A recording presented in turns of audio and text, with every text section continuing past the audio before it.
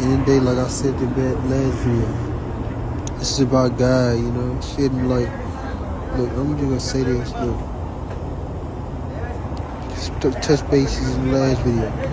I would rather be the villain than be assuming fate. I'd rather be the villain instead of doing something that I know is not right. I'd rather be the villain in the situation instead of rolling and rocking with somebody that I know they have bad intentions against me. They want to take my position. They want to be me.